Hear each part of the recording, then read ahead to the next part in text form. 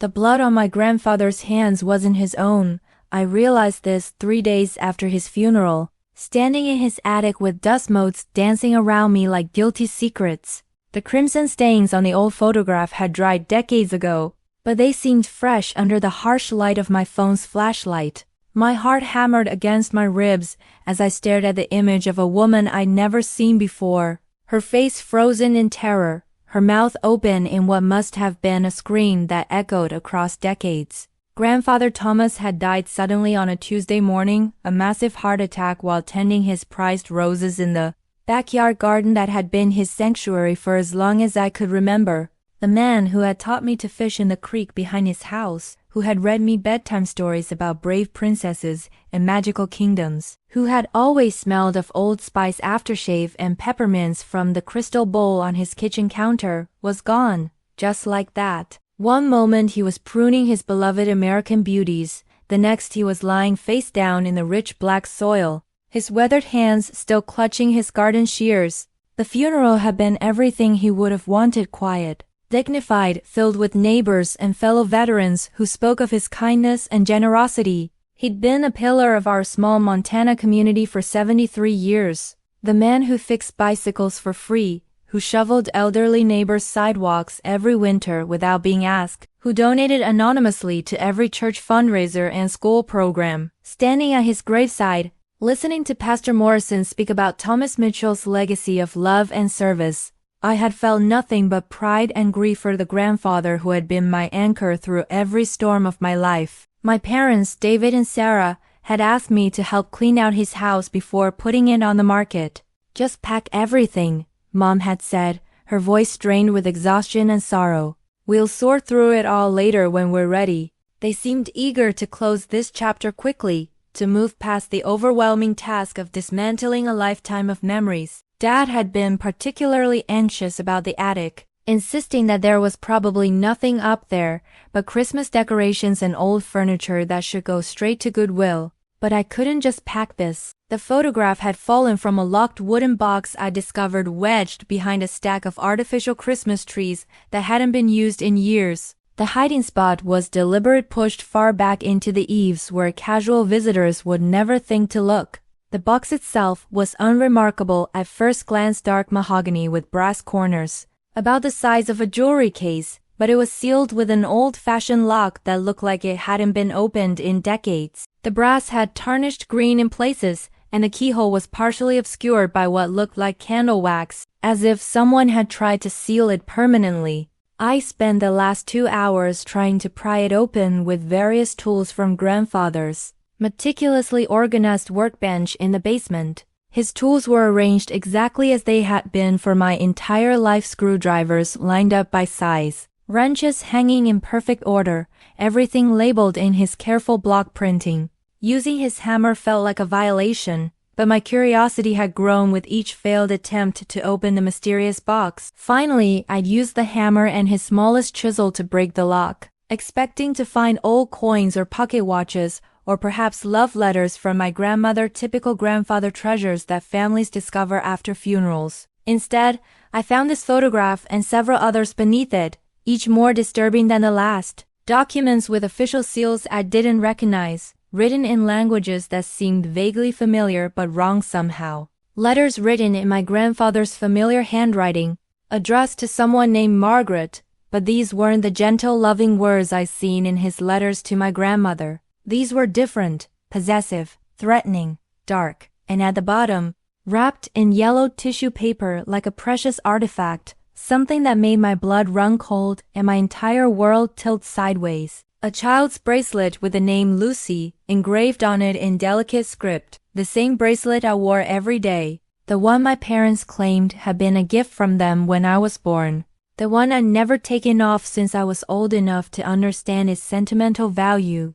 "My name isn't Lucy, it's Emma." The floorboards creaked behind me, and I spun around to find my father standing at the top of the attic stairs, his face pale as winter snow, his eyes wide with an expression I'd never seen before: raw, primal terror. "Emma," he whispered, his voice trembling like autumn leaves.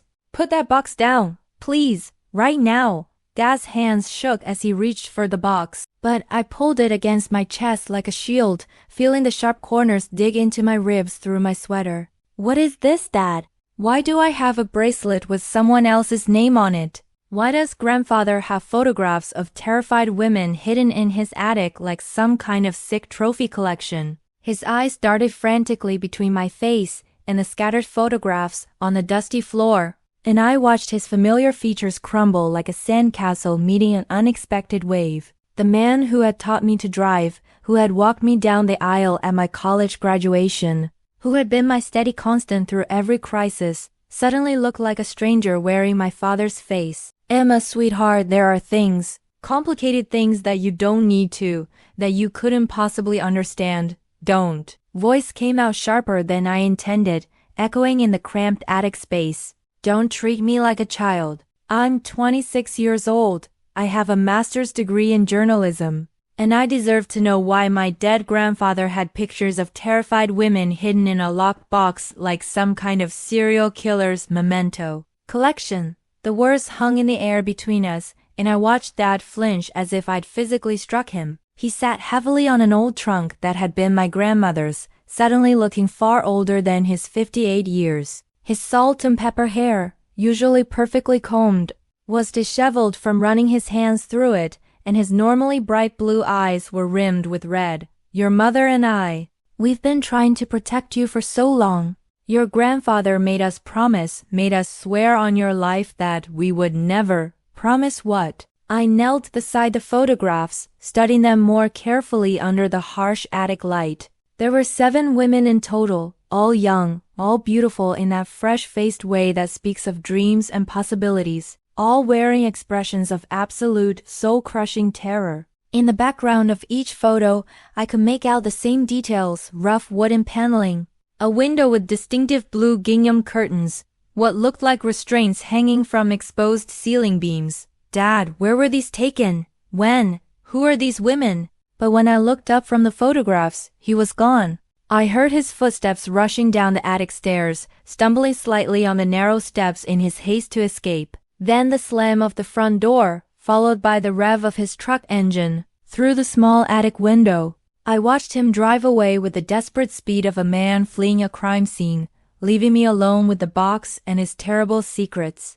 I spent the rest of the afternoon examining every item with the methodical attention my journalism training had taught me. The letters to Margaret were love letters, written in my grandfather's familiar careful script, but in a voice I'd never heard from him, possessive, obsessive, threatening in ways that made my skin crawl. You belong to me, one read, dated 1977. You can't hide from me forever, my darling Margaret. I know where you go, what you do, who you talk to. When I find you and I will find you, you'll pay for what you've done to me. We'll be together forever, just like we're meant to be. The documents appeared to be property deeds, all for remote cabins scattered across 3 different states: Montana, Wyoming, and Colorado. Each deed was dated roughly 2 years apart, spanning from 1975 to 1989. Why would a man who had lived his entire life in the same small Montana town, who had never even traveled farther than Billings for his annual doctor's appointments, need so many isolated properties in the middle of nowhere? As evening fell and the attic grew dark around me, I made a decision that would haunt me forever. I locked myself in my apartment above the downtown bookstore where I worked, spread everything across my kitchen table, and began researching. Each property address led me down rabbit holes of missing persons reports, unsolved disappearances, and cold cases that stretched back decades like a trail of broken lives. The first match made my blood freeze in my veins. Rebecca Thompson, age 23, disappeared from her apartment in Missoula on March 15, 1977, last seen leaving her job at a local diner. She had been planning to attend nursing school in the fall. She looked exactly like the woman in the first photograph, the same heart-shaped face, the same dark eyes, the same expression of terror that would now follow me into my dreams. The Montana police detective who answered my call at 7 a.m. sounded tired and deeply skeptical, his voice heavy with the weariness of someone who had fielded too many false leads and dead-end tips over the years. Ma'am, the Thompson case has been cold for nearly 50 years. What exactly do you think you found that dozens of investigators before you somehow missed? I stared at the photograph spread across my kitchen table. My coffee growing cold in my favorite mug, the one grandfather had given me for my graduation, painted with tiny roses that now seemed sinister rather than sweet. The morning light streaming through my apartment window made the terror in Rebecca Thompson's eyes even more vivid, more real, more accusatory. I have pictures, I said, struggling to keep my voice steady, of Rebecca Thompson, taken after she disappeared, taken in what looks like some kind of ...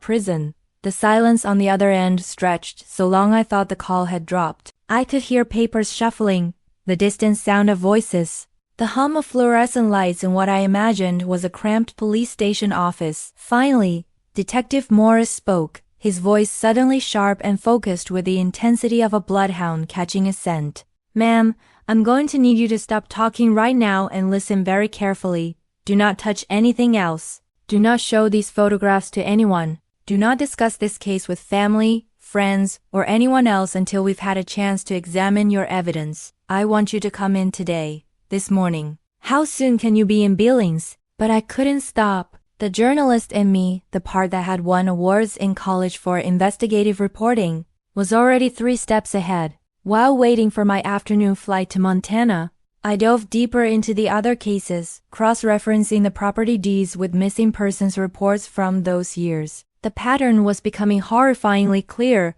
like a constellation of violence mapping itself across decades. Sarah Chan, aged 24, disappeared from her apartment in Fort Collins, Colorado, on August 3, 1979. She had been a graduate student in psychology, writing her thesis on trauma recovery. The Colorado cabin deed was dated 1979. Jennifer Walsh, aged 22, vanished from a hiking trail outside Jackson, Wyoming, on June 12, 1981. The Wyoming property was purchased in early 1981. Maria Santos, aged 25, a teacher who disappeared from her car outside a grocery store in Helena, Montana, on September 20, 1983. Back to the Montana cabin, which had been renovated that same year according to county records.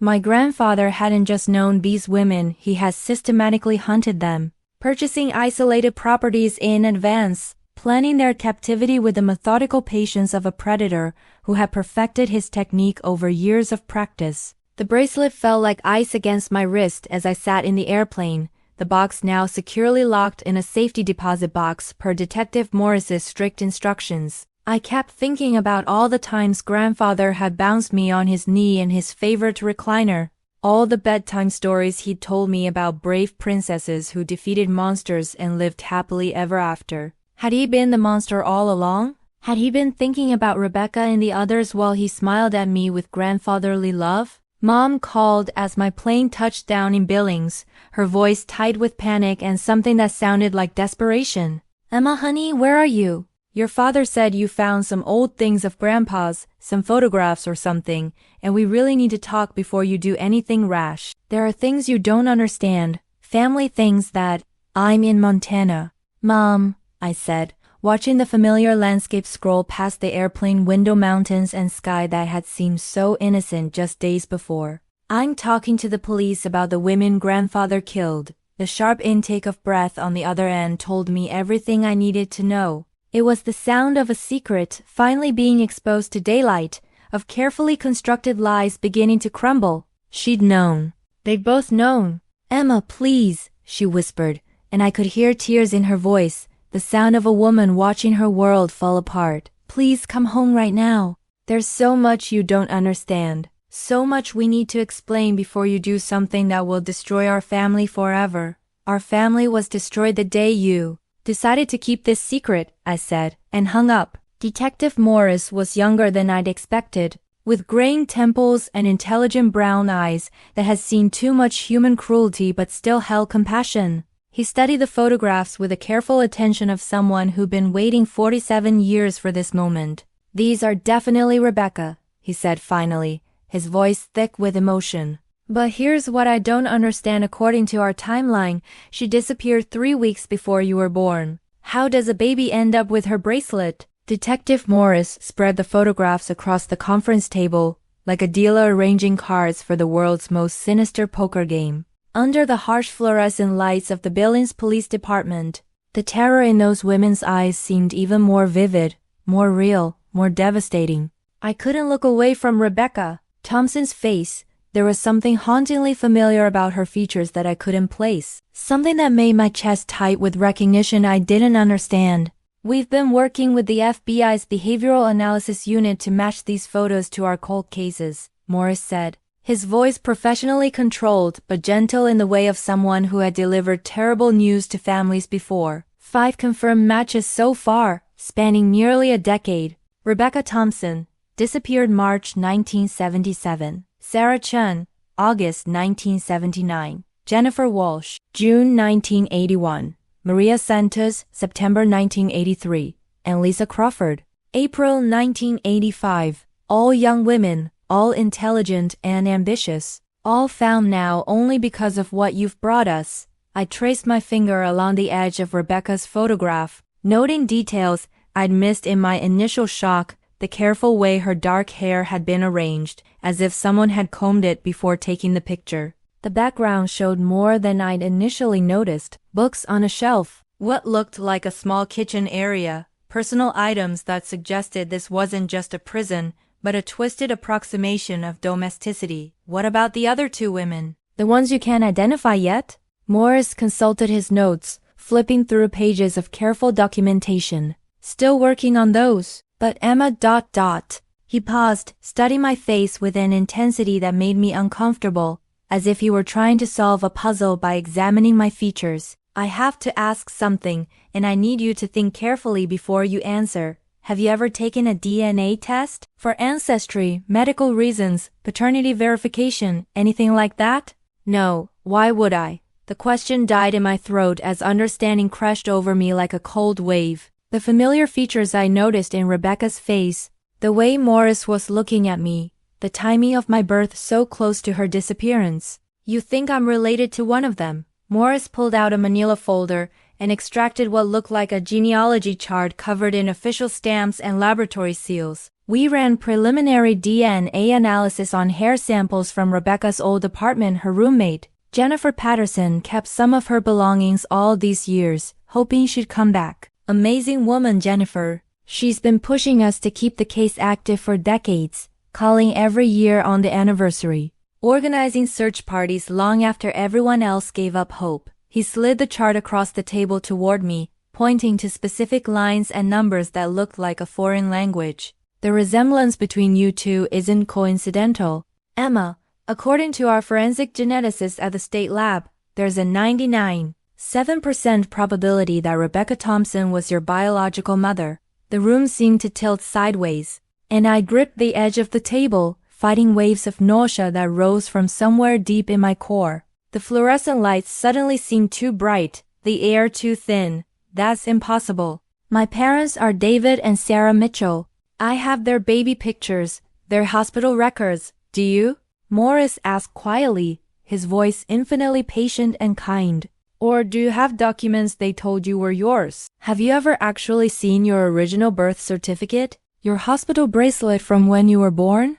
Any medical records from your first few months of life? I thought back frantically through my childhood, searching for memories that now seemed suspicious in their absence. All the times I'd asked to see my birth certificate for school forms, sport registrations, passport applications. Mom always had excuses. They were in storage, they'd been damaged in a flood, they were at the safe deposit box, and she'd get them next week. I never actually seen them with my own eyes. The bracelet, I whispered, touching the silver chain around my wrist with trembling fingers, is not mine at all. It belonged to my real mother. Morris nodded grimly, his expression a mixture of professional satisfaction at solving a cold case and human sorrow for the pain he was causing. We believe your grandfather took it from Rebecca before ... Bug quotes. He didn't finish the sentence, but he didn't need to. The implication hung in the air like smoke. The question now is how you ended up with your adoptive parents. Were they complicit in your grandfather's crimes, or were they victims too? Did they know what he'd done, or did he somehow convince them you were legitimately available for adoption? I thought about Dad's panicked expression in the attic, the the way he'd fled when confronted with the photographs. I thought about Mom's tearful phone call, her desperate pleading for me to come home before I destroyed our family forever. Their reactions hadn't been those of innocent people learning terrible news for the first time. They knew, I said, the words tasting like ashes in my mouth. They've known all along. I stood on my parents' front porch at 11 p.m., my finger hovering over the doorbell for the third time as rain began to fall in the soft, persistent way that characterized Montana Springs. Through the living room window, I could see them sitting at the kitchen table where I'd eaten thousands of meals, their heads bent together in urgent conversation like conspirators planning their next move. Mom's shoulders shook with silent sobs while Dad paced behind her, running his hands through his hair in a gesture I'd seen 1,000 times during my childhood whenever he was wrestling with a difficult decision. The house looked exactly the same as it had my entire life, the same faded blue shutters, the same flower boxes Mom replanted every spring with petunias and marigolds, the same wooden swing on the front porch where I spent countless summer evenings reading books and dreaming about my future. But now it felt like a stage set, a carefully constructed facade hiding something rotten underneath. When I finally rang the bell, the house fell silent as if someone had flipped a switch. Footsteps approached slowly, hesitantly, and I heard the chain rattle as Dad peered through the peephole. A long pause, then the sound of multiple locks disengaging, more locks than I remembered being there before. Emma! His voice was hoarse, aged 10 years in the 3 days since I left for Montana. Dark circles shadowed his eyes, and his usually neat appearance was disheveled, his shirt wrinkled as if he'd slept in it. Thank God you're home safe. We've been so worried, honey. So scared about what you might be thinking, what you might do. Am I home, Dad? I stepped into the foyer that suddenly felt foreign, like a museum of someone else's childhood. The family photographs lining the hallway, images of birthday parties and Christmas mornings, and family vacations now seemed like evidence in a criminal case. Or am I standing in the house of strangers who stole me from my dead mother? Mom appeared in the kitchen doorway, her face swollen and blotchy from crying. She was wearing the same pink bathrobe she'd had for 15 years. The one I'd bought her for Mother's Day when I was 11, but somehow even that familiar sight couldn't bridge the chasm that had opened between us. Sweetheart, please, she said, her voice barely above a whisper. Sit down, let us explain. There's so much you don't know, so much we never wanted you to have to know. Explain what?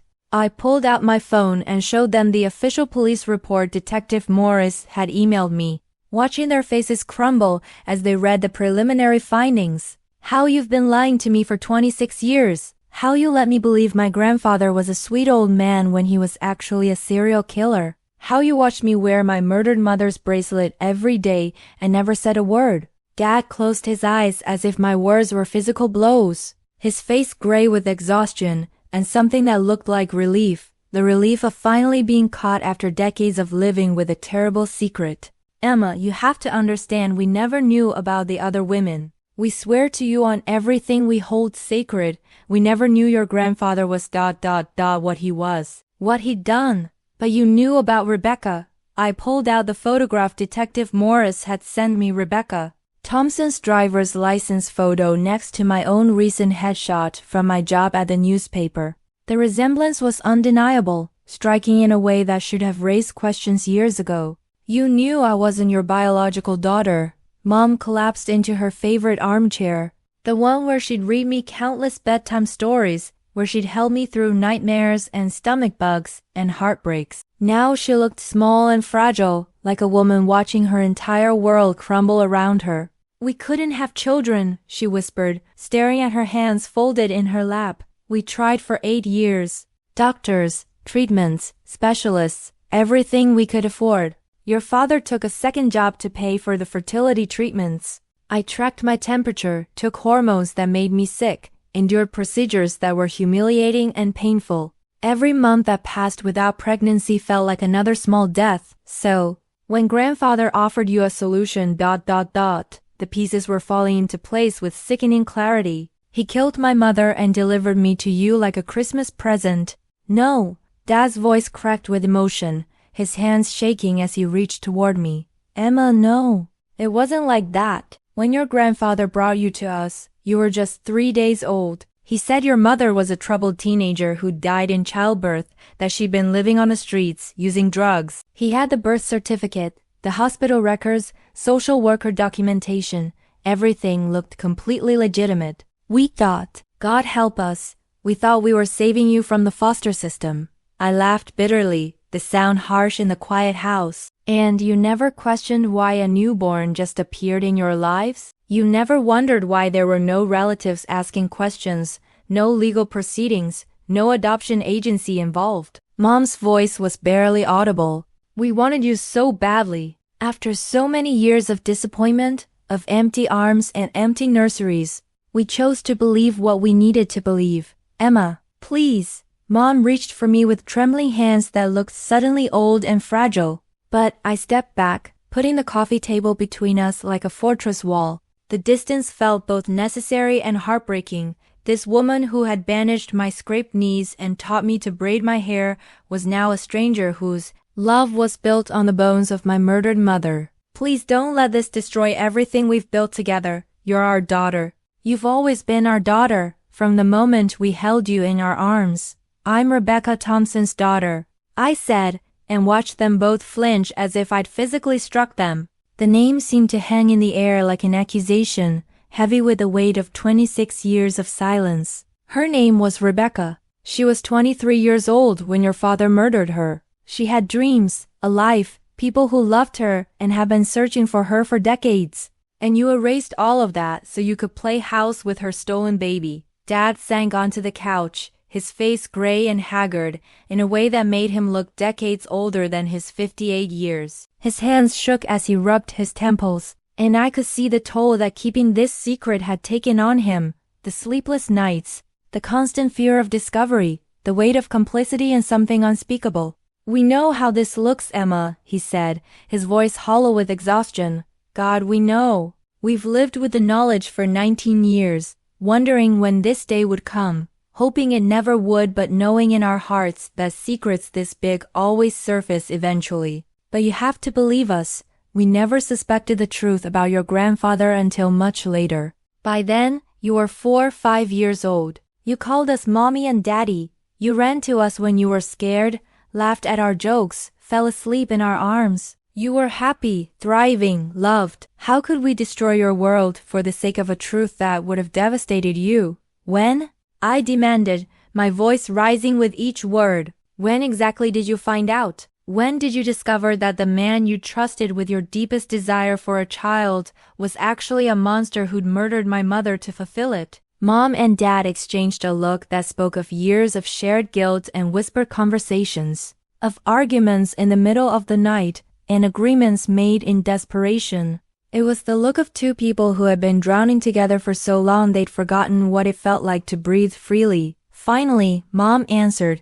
her voice barely audible. When you were 7 years old. It was a Saturday night in October, I remember, because you'd fallen asleep on the couch watching a Halloween movie. Your grandfather came to our house drunk, which was unusual because he rarely drank. He was rambling, talking about the sins of the past and what a man does for family. He was getting older, more careless with his words, and the alcohol made him loose-tongued. She paused, staring out the window into the darkness, as if she could see that night playing out in the reflection. He told us about Rebecca. Not everything, not the details we know now, but enough. He says she'd been difficult, that she'd tried to run away from him, that he'd had to make hard choices to protect his family's future. He said you were his gift to us, his way of ensuring his legacy would continue through a family that could give you the proper love and guidance. And you did nothing.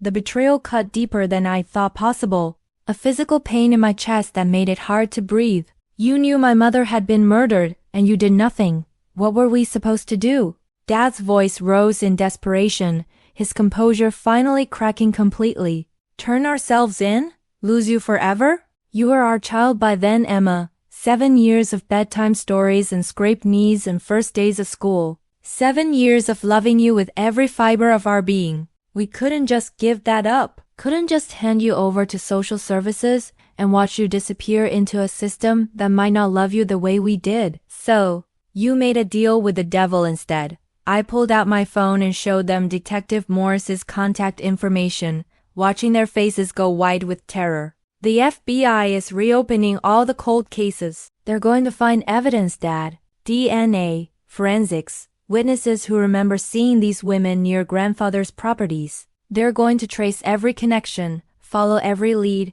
interview every person who might have known what he was doing. And when they do, they're going to want to know how two respectable teachers ended up raising the child of one of his victims. Mom's face went completely white, and she gripped the arms of her chair as if the room were spinning around her.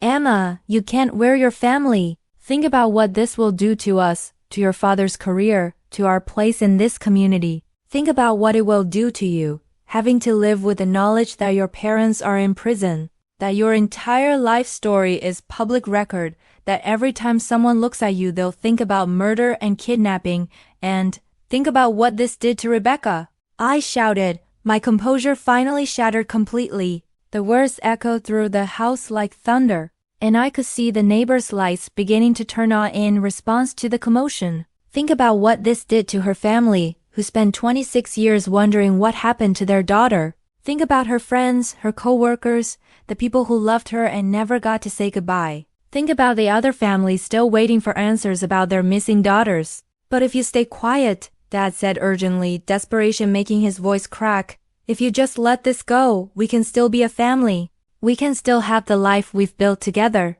No one else has to get hurt. No one else has to suffer. I stared at these people who'd raised me, who'd taught me the difference between right and wrong, who'd somehow convinced themselves that silence was an acceptable price for their happiness. Everyone's already hurt, Dad, I said quietly, feeling suddenly exhausted by the weight of their selfishness. The question is whether we're going to keep hurting them.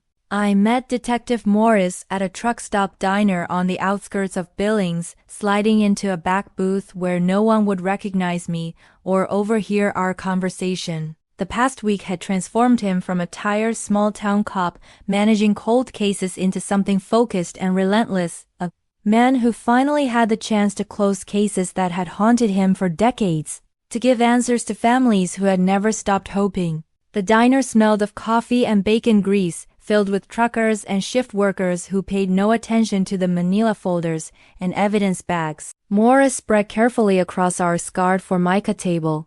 A country song played softly on the jukebox in the corner, something about lost love and second chances that felt grimly appropriate. We found the cabin, he said without preamble, pushing a manila folder across the table toward me. His usually steady hands trembled slightly as he opened it, revealing crime scene photographs that made my stomach lurch. The Montana property your grandfather owned, about 40 miles northeast of here. What we discovered there, double quotes. He paused, studying my face with the careful attention of someone who delivered terrible news to too many families. Emma, are you absolutely sure you want to hear this? Because once you know these details, you can't unknown them. They'll be with you forever. I thought about my parents' desperate pleas, their warnings about destroying our family forever, their insistence that some truths were too painful to bear. Then I thought about Rebecca Thompson's terrified eyes in that photograph, about the other families still waiting for answers after decades of uncertainty. Tell me everything,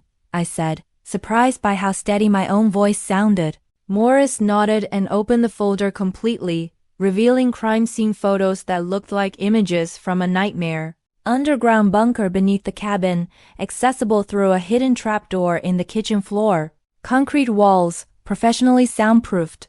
The construction was sophisticated. This wasn't some amateur operation thrown together in haste. Your grandfather had obviously planned this carefully, probably for years before he took his first victim. He pointed to specific details in the photographs, multiple sets of chains and restraints bolted into the walls, a small kitchen area with basic amenities, shelves lined with books and personal items that spoke of long-term captivity rather than brief imprisonment. We found personal items belonging to at least 6 different women, Morris continued. Including this, he handed me an evidence bag containing a small gold locket, tarnished with age but still beautiful. Through the clear plastic, I could see a tiny photograph inside a beautiful young woman with dark hair and gentle eyes, holding a baby with obvious love and joy. Rebecca Thompson's locket, Morris explained, his voice thick with emotion. According to her roommate Jennifer, she never took it off. Her mother had given it to her for her 21st birthday. The baby in the picture ... He looked at me meaningfully. DNA analysis confirms it's you, Emma. This photograph was taken just days before she disappeared. She was so proud of you, so happy to be your mother. I stared at the photograph of my mother holding me, her face radiant with the pure joy of new motherhood. The love in her eyes was unmistakable, perfect, heartbreaking. And somewhere nearby, watching her through his camera lens, had been my grandfather planning her death while she cherished these precious moments with her baby. There's more, Morris continued grimly, pulling out photocopied pages covered in my grandfather's familiar handwriting. We found journals, detailed journals spanning from 1975 to 1989. Your grandfather documented everything. Emma, his hunting methods, his victim selection process, his techniques for maintaining control. He called them his special girls, and he believed they belonged to him, that he was protecting them from the corruption of the outside world, protecting them by murdering them. In his mind, yes. The journals reveal a deeply disturbed individual who believed he was saving these women from lives of sin and moral decay. He saw himself as their savior, their protector, even as he tortured and eventually killed them. He wrote about purifying them, about teaching them to be worthy of his love. Morris pulled out more photocopied pages, his expression growing increasingly troubled. But here's what I don't understand, Emma. According to his journals, Rebecca was different from the others, special. He called her the mother of his legacy, the vessel of his future. He kept her alive for 3 full months after she gave birth to you, longer than any of the others. The diner suddenly felt too small, too warm. The air thick with the smell of grease and the weight of terrible revelations. What are you saying?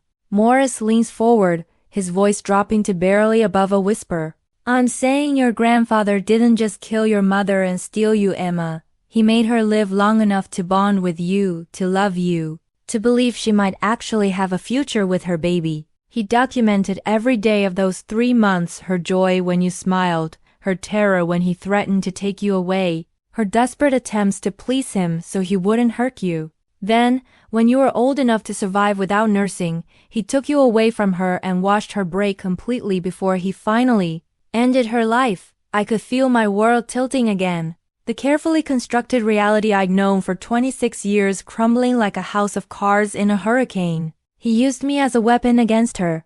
According to his journals, yes. He wrote about how beautiful she looked holding you, how perfect their family was during those months. But it was all a twisted game to him, a way to maximize her psychological torment before the end. The DNA results arrived on a Tuesday morning that started like any other coffee brewing in my small kitchen.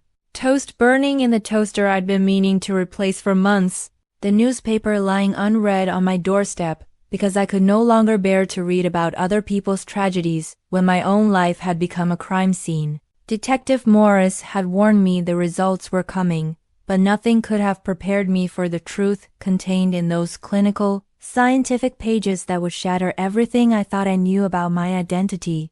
I sat at my kitchen table in my bathrobe, surrounded by the detritus of a sleepless week, empty coffee cups, takeout containers, legal pads filled with notes and theories, and desperate attempts to make sense of the impossible. The laboratory envelope felt heavy in my hands, as if it contained something more substantial than paper and ink. Rebecca Thompson was indeed my biological mother, that much I had expected, even though seeing it confirmed in black and white still made my chest tight with grief for a woman I never had the chance to know. But the paternal DNA match sent my world spinning into an even darker void, a revelation so horrifying that I had to read it 3 times before my brain could process what the scientific language was telling me. I don't understand, I said into the phone, my voice hollow and distant as Detective Morris answered on the first ring. The father is listed as Thomas Mitchell, but that's impossible. That's my grandfather's name. There has to be some kind of mistake, some mix-up at the laboratory. Morris's silence stretched across the phone line like a taut wire ready to snap. I could hear papers shuffling in the background, the low murmur of voices, the ordinary sounds of a police station going about its business while my world collapsed. "Emma," he said finally, his voice carefully controlled in the way people speak when they're about to deliver news that will change everything forever. "I think you need to sit down." I am sitting down. But even as I said it, I could feel my legs trembling, my body somehow knowing what my mind wasn't ready to accept. "Your grandfather didn't just kill your mother, Emma. According to the DNA analysis, he was also your biological father." The phone slipped from my numb fingers, clattering onto the kitchen table and spinning across the surface like a record player needle searching for a groove. The room tilted sideways, and I gripped the edge of the counter to keep from falling, fighting against waves of nausea that rose from somewhere deep in my core. Thomas Mitchell, the man who had taught me to ride a bicycle on summer afternoons, who had slipped me extra cookies when my parents weren't looking, who had been the loving grandfather of my childhood, had raped and murdered my mother. He had fathered me through violence and hatred, then taken me as his trophy, his living reminder of what he'd done. I barely made it to the bathroom before I was violently sick, retching until there was nothing left but bile and the taste of copper in my mouth. When Morris arrived at my apartment an hour later, I was sitting on the floor of my living room, surrounded by every family photograph I could find. I'd been searching desperately for signs I'd missed, clues that should have told me the truth about the monster who shared my DNA, whose blood ran through my veins like poison.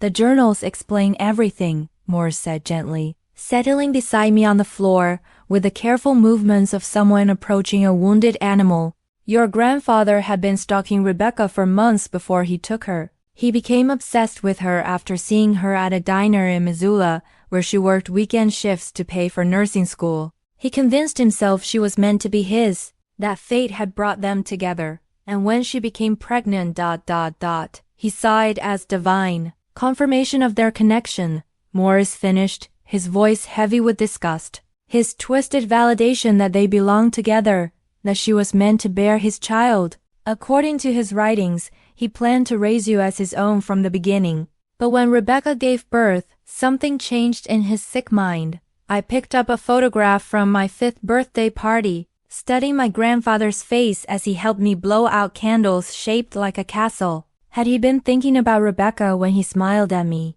Had he seen her features in mine, felt pride in his genetic legacy, satisfaction in his complete possession of what had once been hers? He wrote about how much he loved watching her with you during those 3 months," Morris continued. "How beautiful she looked as a mother, how perfect their family was in that underground prison. He kept detailed records of every day, what she said to you, how she sang to you, the way she protected you, even when he threatened her. The bracelet," I whispered, touching the empty space on my wrist where Lucy's bracelet had been until the FBI took it as evidence. "He gave it to my adoptive parents as a reminder, a way to keep part of her with me," Morris nodded grimly, "and a way to ensure that even if the truth ever came out, you'd always carry a piece of his crime with you." In his journals, he wrote about how satisfying it was to know that Rebecca's memory would live on in you, but only as he chose to define it.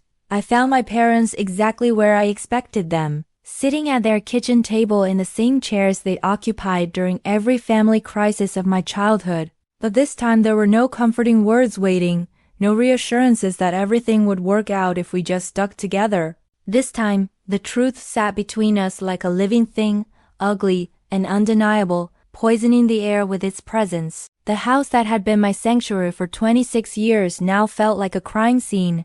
Every family photograph on the walls seemed to mock me with their images of happiness built on lies. The kitchen where Mom had taught me to bake cookies, where Dad had helped me with homework at this very table, where we celebrated birthdays and holidays in ordinary Tuesday dinners, all of it was contaminated now by the knowledge of what they'd done, what they'd chosen to hide. "You knew," I said, placing the DNA results on the table between us with the careful precision of someone laying down evidence in a courtroom. The papers seemed to glow under the overhead light, their scientific conclusions stark and unforgiving. "You knew he was my father." Mom's face crumpled like tissue paper, and she covered it with her hands as if she could hide from the truth that had finally caught up with us all. Dad stared at the papers as if they might spontaneously combust.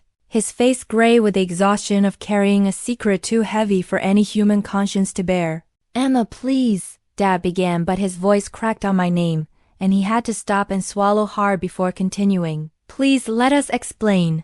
There are circumstances, reasons why we— no more lies." My voice was eerily calm, the rage having burned through me and left only cold determination behind. 26 years of deception had created a kind of numbness, a protective shell around my heart that made it possible to sit in this kitchen and demand the truth from the people who'd raised me. 26 years of lies are enough. Tell me everything, or I walk out of here forever and let the FBI piece together your involvement on their own.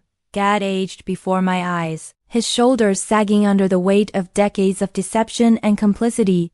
The man who had taught me to throw a baseball, who had scared away monsters from under my bed, who had walked me to school on my first day of kindergarten, suddenly looked like a stranger wearing my father's face. "We suspected when you were 7, he said finally, his voice barely above a whisper. "When your grandfather told us about Rebecca, he was drunk and rambling, but there were things he said, details that didn't make sense if he simply arranged a legal adoption. He talked about how you had Rebecca's eyes, but his determination, his strength. He said we wouldn't understand the special bond between a father and daughter, but you didn't know for certain until later," I pressed, watching their faces for tells, for the micro-expressions that would reveal the full scope of their knowledge. Mom finally looked up, her face streaked with tears that seemed to age her a decade in the space of seconds. "When you were 15, do you remember that family reunion where you met grandfather's sister, Aunt Dorothy? She came from Oregon for his 70th birthday party.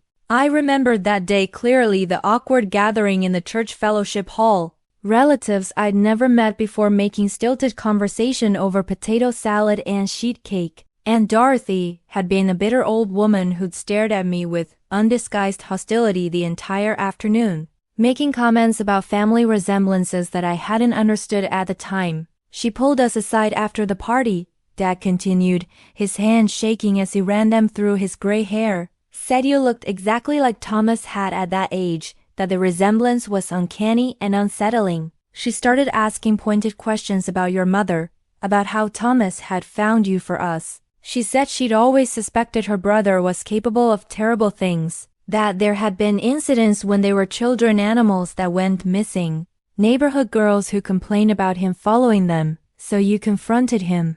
"We tried," Mom whispered, her voice so quiet I had to lean forward to hear her. "We went to his house the next week, after you'd gone back to school. We asked him directly about your parentage, about Rebecca, about what really happened.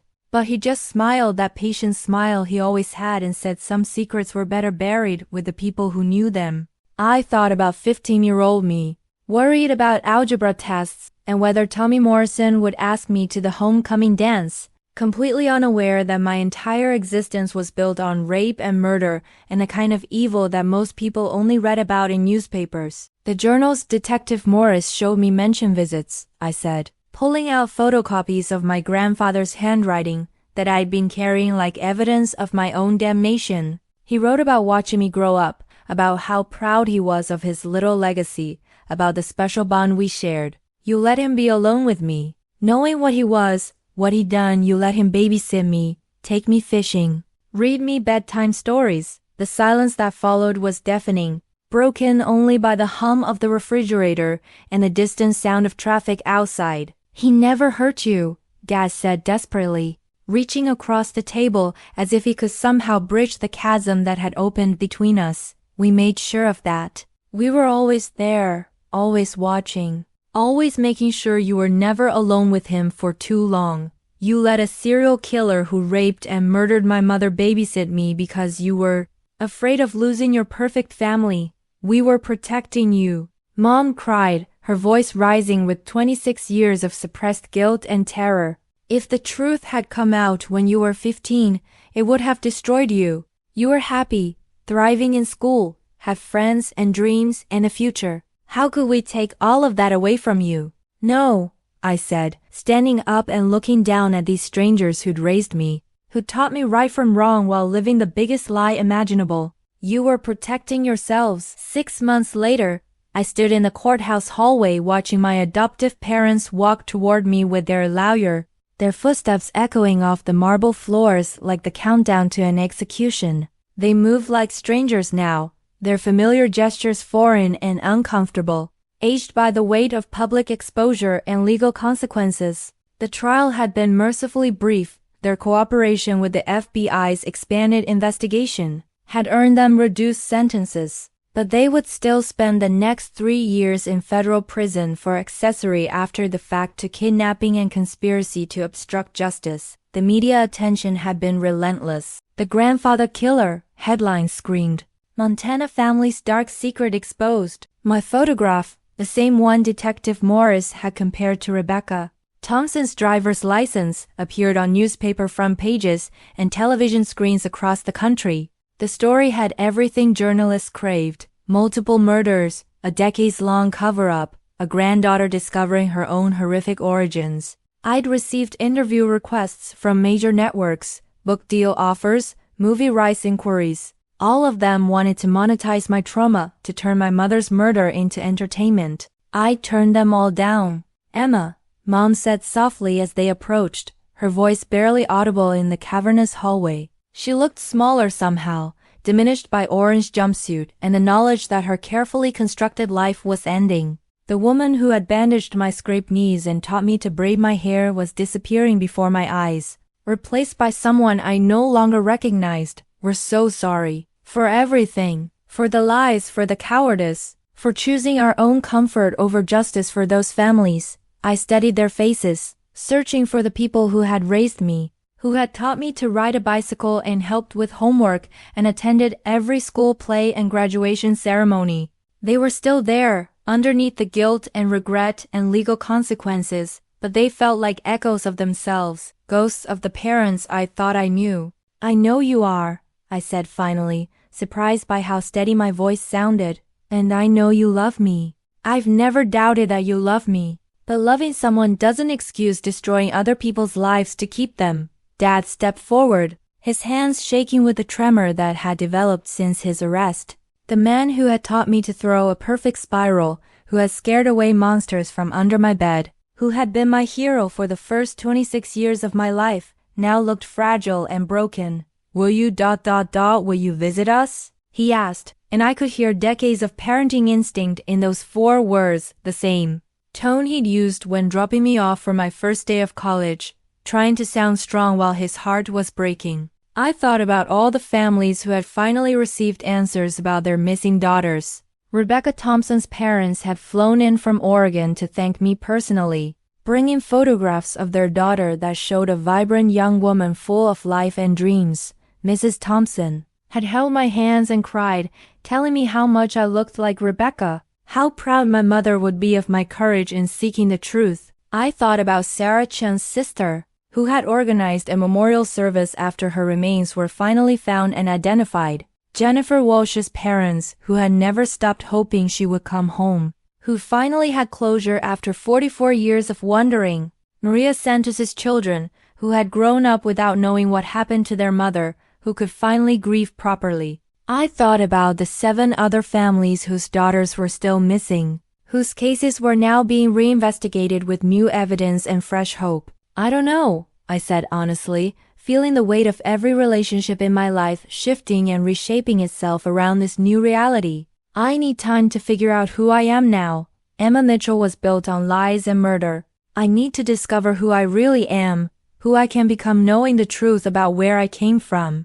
Detective Morris appeared at my elbow, holding a manila envelope that had become familiar over the past 6 months. "The victims' families asked me to give you this," he said gently, his voice carrying the respect of someone who had watched me choose justice over comfort, truth over family loyalty. Inside were photographs, not crime scene photos this time, but images of life and joy and possibility. Rebecca at her high school graduation, laughing with friends in a way that made my heart ache for the mother I'd never known. Sarah Chen on a hiking trip, arms spread wide against a mountain vista, her face radiant with the kind of freedom my grandfather had stolen from her. Jennifer Walsh at her sister's wedding, beautiful in a blue bridesmaid dress, dancing with abandon at the reception. All the women my grandfather had killed, captured in moments of pure joy and unlimited potential. At the bottom of the envelope was a letter from Rebecca's mother, written in careful script on lilac stationery. Dear Emma, thank you for being brave enough to tell the truth when telling lies would have been easier. Your mother was the kindest, strongest person I've ever known, and you have inherited her courage and her heart. Don't let his darkness define you. You are not his legacy, you are hers. Love, Margaret Thompson. I walked outside into the bright September afternoon, feeling lighter than I had in months despite carrying the weight of everything I now knew. The bracelet was gone, finally returned to its rightful place in Rebecca Thompson's grave, but in its place I wore a simple silver chain with a small pendant shaped like a butterfly, a symbol of transformation, of emerging from darkness into something beautiful and free. My phone buzzed with a text from Dr. Sarah Kim, the therapist who had been helping me navigate this new reality. Coffee tomorrow? I'd love to hear how you're processing today's events. For the first time in months, I smiled as I typed back. Yes, I have a lot to talk about. But I think I'm finally ready to start healing. The truth had shattered my world, but it had also set me free to build something real from the pieces.